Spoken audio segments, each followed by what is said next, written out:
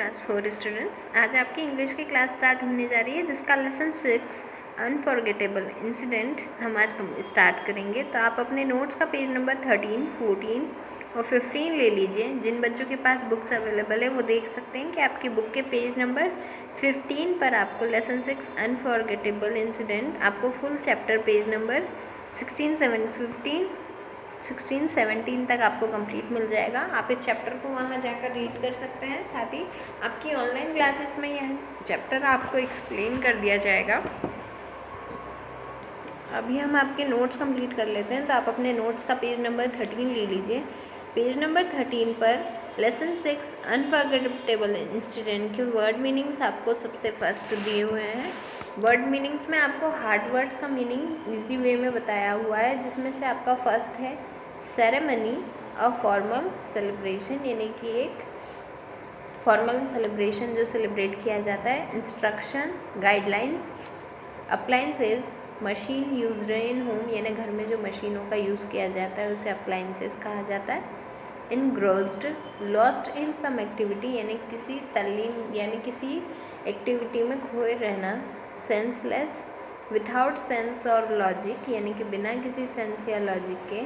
Sprinkled, to sector small drop, यानी कि sprinkle यानी छिड़कना। फिर आपको यहाँ पर दिया हुआ है आंसर द फॉलोइंग क्वेश्चन। इस चैप्टर के क्वेश्चन आंसर्स आपको दिए हुए हैं। साथ ही में यहाँ पर आपको नीचे ब्लैंक लाइन दी हुई है जहाँ पर आपको आंसर राइट कर कर इसे कंप्लीट करना है, जिसमें से आपका फर्स्ट आपको यहाँ पर क्वेश्चन दिया हुआ है why were the 2 children left at home, यानी कि 2 बच्चे घर पर क्यों थे। तो the 2 children were left at home as their parents had to go out in a wedding ceremony. 2 बच्चों घर पर अकेले इसीलिए थे क्योंकि उनके जो पेरेंट्स थे, जो मम्मी पापा थे, वो एक वेडिंग सेरेमनी अटेंड करने बाहर गए हुए थे, इसलिए वो दोनों बच्चे घर पर अकेले थे। फिर सेकंड क्वेश्चन आपको दिया हुआ है what were the instructions given by the mother, यानी कि उसकी मम्मी द्वारा क्या इंस्ट्रक्शंस उन बच्चों को दिए गए थे। तो मदर गेव द इंस्ट्रक्शंस, या आपको क्वेश्चन में से राइट कर लेना है। केवल आपको इतना लर्न करना होगा to take care of the house and her brother, यानी कि उसकी मम्मी ने उस सिस्टर, मतलब वो जो 2 भाई बहन थे, एक ब्रदर एक सिस्टर, तो उसमें से उसकी मदर ने सिस्टर को इंस्ट्रक्शन दिए थे कि take care of the house, घर का ध्यान रखना, एंड हर ब्रदर, और तुम्हारे भाई का भी। थर्ड आपको यहाँ पर क्वेश्चन दिया हुआ है why was the girl thrilled to be alone at home, यानी कि वो जो लड़की थी वो घर पर, तो वो लड़की घर पर अकेले रहकर रोमांचित क्यों थी, यानी कि वो एक्साइटेड क्यों थी। तो यहाँ पर आपको आंसर में दिया हुआ है the girl was thrilled to be alone at home, यानी कि वो घर पर रहकर रोमांचित इसीलिए थी because as it was the test of her sense of responsibility, ये उसकी जिम्मेदारी की कहीं ना कहीं परीक्षा थी। And she had right to command like an elder, और उसके पास में आज एक बड़े की तरह कमांड देने का हक था, क्योंकि घर पर केवल उसका छोटा भाई था जिसे वो बड़े की तरह कमांड दे सकती थी, कोई काम करने के लिए उसे बता सकती थी। नेक्स्ट फोर्थ क्वेश्चन आपको दिया हुआ है what went wrong that evening, यानी कि शाम को क्या हुआ। तो that evening Neelu's brother Manu fell down from stairs and was laying senseless, यानी कि क्या शाम को जो नीलू का भाई था मनु, वो सीढ़ियों पे से गिर गया और वो कैसा हो गया, वो बेहोश हो गया।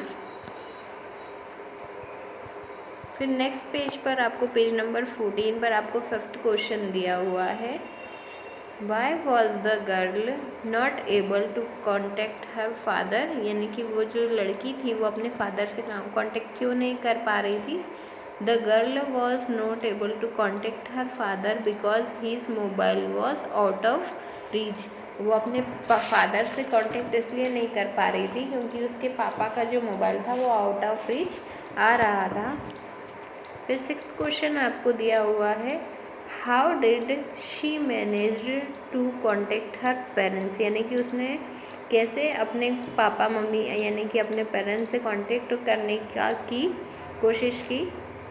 The girl search the wedding card and dialled host number. This was how she manage to contact her parents, यानी कि उसके पेरेंट्स का जो फ़ोन था वो तो आउट ऑफ रीच आ रहा था, लेकिन वो जिस वेडिंग सेरेमनी में या शादी अटेंड करने गए हुए थे, उन्होंने वहाँ के का जो वेडिंग कार्ड उनके घर आया था उससे ढूंढा, और वो जिनके यहाँ वो शादी में गए थे उनके नंबर पर कॉल कर उसने अपने पेरेंट्स से बात करना की कोशिश की। 7th आपको क्वेश्चन दिया हुआ है, व्हाट डिड डॉक्टर से आफ्टर एग्जामिंग मनु, यानी कि डॉक्टर ने मनु का एग्जामिंग यानी कि उसे चेकअप के बाद क्या कहा। तो वो after examining Manu the doctor said that everything was fine and a week of rest with proper medicine will cure him, यानी कि मनु बिल्कुल ठीक है, केवल उसे 1 हफ्ते का प्रॉपर रेस्ट लेना होगा प्रॉपर मेडिकेशन के साथ में, और उसका आपको ध्यान रखना है। फिर 8th आपको दिया हुआ है, why were the parents proud of their daughter, यानी कि वो पेरेंट्स को अपनी बेटी पे गर्व क्यों हुआ। The parents were proud of their daughter because she saved her brother, उन्हें अपनी बेटी पे गर्व इसलिए हुआ क्योंकि उसने अपने भाई को बचा लिया था। 9th क्वेश्चन आपको दिया हुआ है, how does the girl feel when she recalls the incident, यानी कि वो लड़की को कैसा फील हो रहा था जब वो उसको वो इंसिडेंट याद आ रहा था।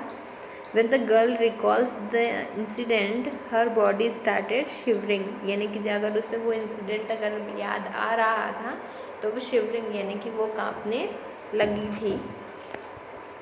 नेक्स्ट पेज नंबर पर आपको पेज नंबर 15 पर आपको यहाँ पर फिल इन द ब्लैंक्स दिए हुए हैं, जिसके अंदर आपको यहाँ पर करेक्ट आंसर राइट कर इसे कंप्लीट करना है। हमने आपके नोट्स में आपको करेक्ट आंसर राइट किया हुआ दिया हुआ है, आपको यहाँ पर ये जो ब्लैंक लाइन दिख रही है यहाँ पर उसे कॉपी करना है।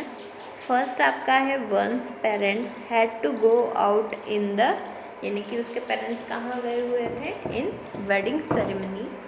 सेकेंड आपको यहाँ पर दिया हुआ है, my was left entirely on my responsibility, यानी कि किसकी जिम्मेदारी थी उसके पास, यंगर ब्रदर यानी कि उसके छोटे भाई की। My brother was laying senseless. Fourth है, I could see the in the eyelids यानी फ्लिकर्स।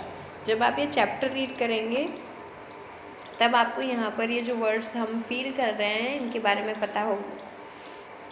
फिफ्थ आपको दिया हुआ है, I ran to the kitchen to fetch a, यानी कि वो किचन की तरफ क्या लेने भागी थी, अ ग्लास ऑफ वाटर। फिर सिक्स्थ आपको दिया हुआ है, I went to my dad's desk and began to search for, यानी कि वो उसके कहाँ गई, वो उसके डैड की डेस्क पे गई और वहाँ उसने क्या ढूंढना शुरू किया, इनविटेशन कार्ड। फिर नेक्स्ट आप देख लीजिए, आपको यहाँ पर एक शॉर्ट नोट दिया हुआ है क्लीनलीनेस पर, यानी कि आपको साफ़ सफाई के ऊपर यहाँ पर एक शॉर्ट नोट दिया गया है जिसकी 9 लाइन आपको दी हुई है। आपको इन्हें अपने नोट्स में भी राइट करना है और अपनी रफ कॉपी में राइट करते हुए भी इसे लर्न करना है। तो यहाँ पर आपको क्लीनलीनेस यानी कि साफ़ सफाई के बारे में बताया गया है, जिसमें आपकी फर्स्ट शॉर्ट नोट की लाइन है, cleanliness is a major step in our life for having a healthy life, यानी कि साफ़ सफाई क्या है, हम एक बहुत ज़्यादा महत्वपूर्ण कदम है हमारी ज़िंदगी का। अगर हम हमारी ज़िंदगी को कैसे चाहते हैं, हेल्दी लाइफ चाहते हैं, यानी कि एक स्वस्थ जीवन चाहते हैं। Second, anyone can keep himself clean, यानी कि कोई भी क्यों ना हो वो अपने आप को कैसा रख सकता है, क्लीन यानी साफ़ सफाई से रख सकता है। थर्ड आपको दिया हुआ है, if you don't keep yourself clean then you can face diseases, यानी कि अगर आप अपने आप को क्लीन नहीं रखते हैं तो आपको क्या करना होगा, बीमारियों का सामना करना पड़ेगा। फिर फोर्थ आपको दिया हुआ है, clean people don't get sick too often, यानी कि जो साफ़ सुथरे तरीके से जो लोग रहते हैं वो बीमार नहीं पड़ते हैं। We all need to clean the dust from our environment, यानी कि हम सभी को ज़रूरत है कि जो हमारे आसपास जो पर्यावरण है वहाँ से डस्ट को यानी कि साफ़ सफाई रखे। Our cleanliness can save the environment. हमारी ये जो साफ़ सफाई की आदत है वो क्या करेगी, हमारे पर्यावरण को कहीं ना कहीं बचा कर रखेगी। 7, if you are clean that will have a positive impact on your mind. अगर आप साफ़ सुथरा रहता है, आपके आसपास का एरिया एनवायरनमेंट क्लीन रहता है, तो वो उसका क्या एक पॉजिटिव इम्पैक्ट आपके दिमाग पर पड़ता है। फिर 8th लाइन आपको यहाँ पर दी हुई है, as a student you can focus on your studies better. अगर आप एक विद्यार्थी हैं, आप स्कूल में या कॉलेज में पढ़ाई कर रहे हैं, तो क्या होता है कि आप अपनी स्टडीज़ पर ज़्यादा अच्छे से फोकस कर पाते हैं। 9th आपको दिया हुआ है, cleanliness is next to godliness, so you can assume the importance of it in our life. और साफ़ सफाई कैसी होती है, साफ़ सफाई कहीं ना कहीं शुद्धता होती के समान, यानी कि एक बहुत पवित्र चीज़ होती है। जैसे कि हम भगवान की पूजा करते हैं, उसके समान अगर हम भगवान की पूजा कर रहे हैं तो हमें वहाँ पर साफ़ सफाई, शुद्धता, पवित्रता की बहुत ज़रूरत होती है। तो आप सोच सकते हैं कि ये जो साफ़ सफाई है और जो हमारे आसपास का एरिया जिसे हमें साफ़ सुथरा रखना चाहिए, वो हमारे लिए कितना ज़्यादा इम्पॉर्टेंट है। मैं यहाँ पर आपको एक बार और ये लाइन्स रीड कर बता रही हूँ। आपको ये सारी लाइन्स लर्न भी करना है और आपको ये अपनी इसकी मिनिमम आपको 5 to 6 लाइन्स लर्न होनी चाहिए। तो आप इसे अपनी रफ कॉपी में राइट कर इसकी प्रैक्टिस कर सकते हैं। फर्स्ट आपको दिया हुआ है, cleanliness is a major step in our life for having a healthy life. Anyone can keep himself clean. If you don't keep yourself clean, then you can face diseases. Clean people don't get sick too often. We all need to clean the dust from our environment. Our cleanliness can save the environment. If you are clean, that will have a positive impact on your mind. As a student, you can focus on your studies better. Cleanliness is next to godliness, so you can assume the importance of it in our life. यहाँ पर आपके notes के page number 15 तक complete होता है। आपको ये notes के पेज नंबर 13, 14, 15 रफ कॉपी और अपने नोट्स दोनों में कंप्लीट कर लर्न करना है।